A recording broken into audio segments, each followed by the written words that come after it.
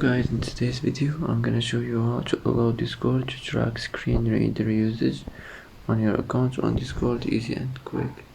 First click on your profile and now click privacy and safety,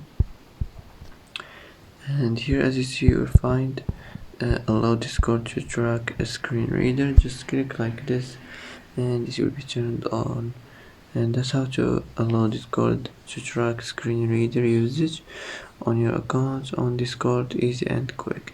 And that's it for today.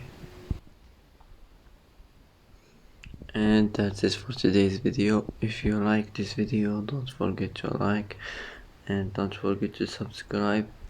I hope this video is helpful for you, and thanks for watching until the end, and see you in the next video.